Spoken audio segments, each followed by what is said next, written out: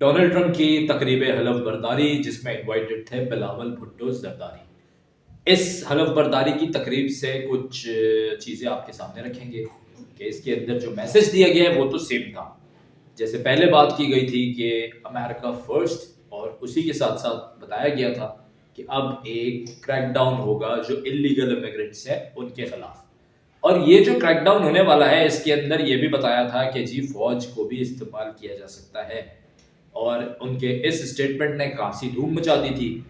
बहुत से लोगों का ये मानना था कि शायद अब वीज़ा पॉलिसी पे भी सख्ती की जाएगी और जो आसानी से लोग अमेरिका चले जाते थे उनके लिए अब जाना ज़रा पॉसिबल नहीं होगा। कुछ कंट्रीज़ हैं जहाँ से आप अप्लाई करें तो जल्दी वीज़ा मिल जाता है। और ये जो H1B वाली कैटेगरी थी जो इंडिया खास करके इसको अवेल करता है, और वहाँ पर जो वर्कर्स वहाँ पर काम करते हैं जाके फॉरेन जो होते हैं इंडियंस स्पेशली अमेरिका जाके, उन लोगों के लिए भी ज़रा कुछ प्रॉब्लम्स क्रिएट होगी कि वो इतनी इजीली वहाँ नहीं जा पाएंगे या हो सकता है शायद जा ही नहीं पाए। अच्छा, मैं इस पूरी चीज़ के ऊपर ना मेरी जो राय है वो ज़रा मुख्तलिफ है। मैं समझता हूँ कि जो आप जो वर्कर चाहिए ना यूएस में, और अगर वो इंडियंस है या कहीं का भी है, क्योंकि टेक जितनी कम्युनिटी है ना वो अभी ट्रम्प को सपोर्ट कर रही है और टेक इंडस्ट्री ये अफोर्ड नहीं कर सकती कि ये H1B वाली जो कैटेगरी है ये बंद की जाए। तो इसके ऊपर तो एक मुतनाज़ा राय है कि मैं ये समझता हूँ कि जिसको लीगली अमेरिका जाना है किसी भी वजह से स्टडी करने के लिए, जॉब करने के लिए, हाँ ये है कि वो एक प्रोसेस को बढ़ा सकते हैं, आपकी वेरिफिकेशंस मतलब उनको बढ़ा सकते हैं, टाइम उसके अंदर टाइम फ्रेम जो होता है वो बढ़ा सकते हैं, लेकिन ये नहीं करेंगे कि ख़त्म कर दें। इलीगल वाला जो चक्कर है वो ख़त्म हो सकता है, वो भी पूरी तरह ख़त्म होता है या नहीं ये अभी आपको आने वाला टाइम बताएगा। अभी तो ट्रम्प साहब ने जो बातें की हैं ये इलीगल इमिग्रेंट्स वाली, फिर उसके अलावा ग्रीनलैंड वाली, फिर उसके साथ साथ कनाडा वाली, तो ये वो स्टेटमेंट्स थे जो ज़रा धमाकेदार से थे, मसाला था अभी। लेकिन अब ट्रम्प साहब जो है वो कुर्सी पे विराजमान हो गए हैं, तो आगे क्या होने वाला है इस पे अभी मिली जुली राय पाई जाती है, क्योंकि ट्रम्प की नो वॉर पॉलिसी है। जो नो वॉर पॉलिसी है उसकी वजह से ट्रम्प साहब सिर्फ ये बोलते हैं कि मैं टैरिफ बढ़ा दूंगा सब पर, ये नहीं बोलते कि हम यहाँ चले जाएंगे या अटैक करेंगे जैसे पहले होता था।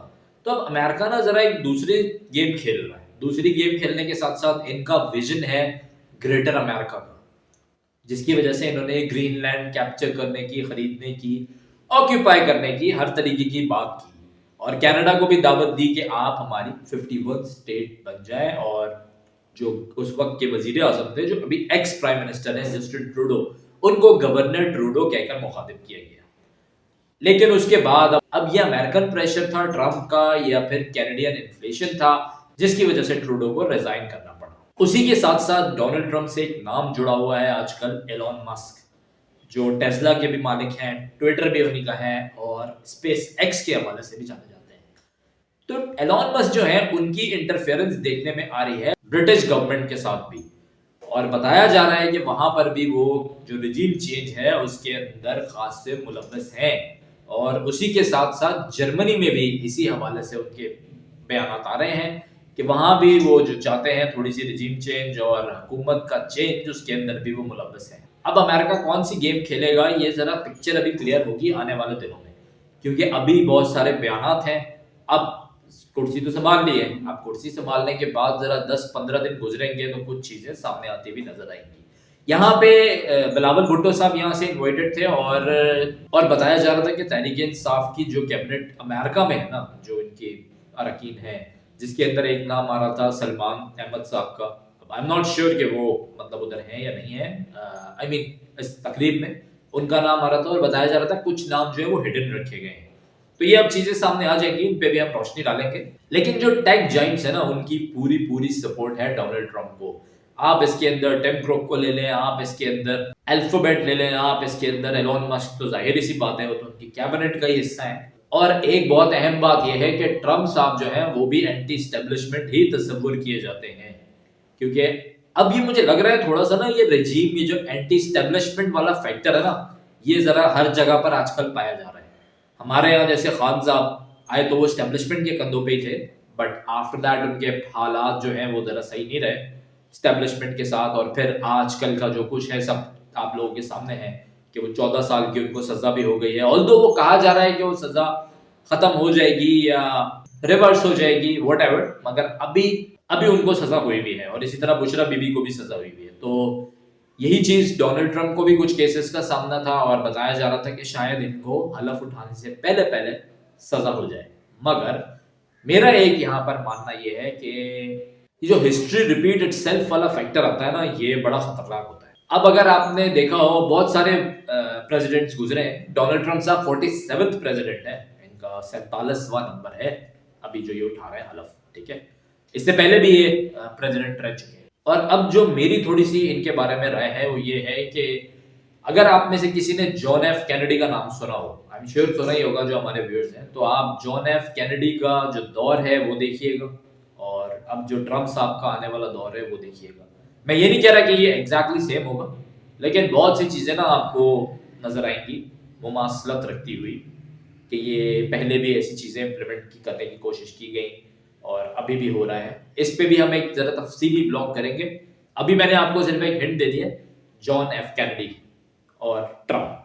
अब ये डॉट्स में अपने 10-15 दिन बाद जो एक ब्लॉग करूंगा ना, जरा इनका मैं अभी ये सीन देखूं कि ये क्या कर रहे हैं, उसके बाद इसके ऊपर करेंगे बात। अच्छा जी, अब बात करते हैं गवादर के हवाले से। तो गवादर पाकिस्तान का सबसे बड़ा एयरपोर्ट बन गया है, वहां पर पीआईए का जहाज लैंड हो गया है और इसको काफी एक खुशशाइन कदम समझा जा रहा है अभी तक के लिए कि अब वहां पर फ्लाइटें जो है वो ऑपरेशनल हो जाएंगी और जो गुलशन का कारोबार है वो चलना शुरू हो जाएगा। सिंध में कोरोना सर उठा रहा है, काफी खबरें आ रही हैं, काफी पेशेंट्स में तस्दीक की जा रही है कोरोना की और बताया जा रहा है, देखिए कोविड सर्दियां हैं, जो फ्लू था उसके बाद ही पता लगता था टेस्ट के बाद कि ये कोविड है या आम फ्लू है।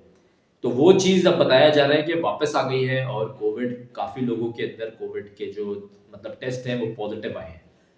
तो अब आगे चल के क्या कोई लॉकडाउन की सूरत हाल होगी या इसको कंट्रोल कर लिया जाएगा? मेरे ख्याल में मैं तमाम जो मेरे देखने वाले हैं उनको बोलूंगा मास्क यकीनी बना लें। अभी इस वक्त मास्क की बहुत शदीद ज़रूरत है। आप अगर देखें वैसे भी हमारा जो एनवायरनमेंट है, आप अगर पाकिस्तान में किसी भी बड़े शहर का देखेंगे तो वो हमेशा ना उसका जो इंडेक्स होता है ना, जो आपका पोल्यूटेड सिटीज का, उनके अंदर ही होता है, वो दूसरे तीसरे चौथे नंबर चल रहा होता है हमारा, ठीक है, हम अंडर 5 ही होते हैं। इस चीज़ के अंदर हम हमेशा मतलब ऊपर टॉप पे रहें, चाहे लाहौर हो, कराची हो, किसी भी हवाले से आप बात कर लें, यहाँ पे सब साझे हो जाते हैं। तो एक चीज मास्क जो है उसको अपना जिंदगी में यकीनी बना लें। जो कुछ हम इनहेल कर रहे हैं ना वो हमारी पूरी बॉडी पे बहुत ज्यादा फिट डाल रही है। अच्छा, एक चीज मैं यहाँ पर ऐड करूंगा कि पाकिस्तान को मेरे ख्याल में जो पाकिस्तान की फॉरेन पॉलिसीज है ना दूसरे कंट्रीज के साथ, उस पर नजरसानी करने की बहुत शदीद जरूरत है और हमें फॉरेन मिनिस्टर भी ना एक तगड़ा चाहिए, जैसे कि हमारे पड़ोस भारत के एक्सटर्नल अफेयर्स के जो मिनिस्टर हैं जयशंकर, डॉक्टर जयशंकर, इसी तरीके का कोई बंदा हमको चाहिए जो बड़ी बारीक बीनी से ना इन तमाम चीज़ों को डील कर सके, जो फॉरेन पॉलिसीज है, क्योंकि पाकिस्तान को बहुत अच्छी फॉरेन पॉलिसी की ज़रूरत है इस वक्त और हम लोग मुसलसल इसमें लैग कर रहे हैं। क्योंकि होता यह है कि हम ये समझते हैं जी ये तो एक एक्स्ट्रा शायद वजारत है, दे दो किसी को भी, विच इज़ नॉट राइट। हमको इस वक्त ज़रूरत है ऐसे बंदे की जो कि समझे कि आपको रिश्ते कैसे बनाने हैं, दूसरे कंट्री से ताल्लुकात कैसे बनाने हैं, जो बने हुए हैं उनको लेके कैसे चलना है और उनके अंदर से पाकिस्तान का फायदा कैसे निकालना है और पाकिस्तान का जो इमेज है उसको इंटरनेशनली कैसे बेहतर बनाना है। तो ये कुछ ऐसे पॉइंट्स हैं जो कि अभी इंप्लीमेंट होते हुए नजर नहीं आ रहे हैं। क्योंकि अगर आप ट्रम्प साहब की मैं ओथ सेरेमनी की दोबारा मिसाल दे देता हूँ, वहां पर कौन गया है जी इंडिया से? डॉक्टर जयशंकर गए, ठीक है, और यहाँ से बिलावल भुट्टो साहब, ठीक है, इज एक्सेप्टेबल, मैं वो नहीं कह रहा, मगर इस वक्त वो कोई वजीर खारजा तो नहीं है ना, वो एक अपनी पार्टी की कैपेसिटी में जा रहे हैं कि वो पीपल पार्टी के चेयरपर्सन है। लेकिन पाकिस्तान रिप्रेजेंट करने वाली जो बात है, गवर्नमेंट ऑफिशियल की जो बात है, गवर्नमेंट ऑफिशियल से कोई अच्छा बड़ा नाम होना चाहिए वहां पर। तो ये अभी एक ऐसा पॉइंट है जो मैं समझता हूँ जिसपे पाकिस्तान को जरूरत है काम करने की। और नाज़रीन, ट्रम्प की ओथ सेरेमनी वाले सीन में बिटकॉइन जो है वो $1,05,000 पर पहुंच गया था। तो आप अगर देखें क्रिप्टो के ऊपर भी एक इम्पैक्ट आने वाला है। और अभी खैर मैं क्रिप्टो की ज्यादा बात नहीं करूंगा, लेकिन XRP भी $3 से ऊपर चला गया। तो जरा अब 10-15 दिन गुजरे तो इनकी पॉलिसीज कुछ सामने आए, फिर उसके ऊपर भी हम बात करेंगे। उम्मीद करता हूं आपको मेरा आज का ब्लॉग पसंद आया होगा। पसंद आया तो चैनल को सब्सक्राइब कर लीजिए, वीडियो को लाइक कीजिए। अगर आप टेक्नोलॉजी में इंटरेस्ट रखते हैं और फ्रीलांसिंग सीखना चाहते हैं तो आपने मेरा जो दूसरा चैनल है उसका लिंक मैंने दिया हुआ है, टेक्नोलॉजी वाला चैनल है, उसको जरूर सब्सक्राइब कर लेना है। अल्लाह पाकिस्तान का हामी नासिर रहे।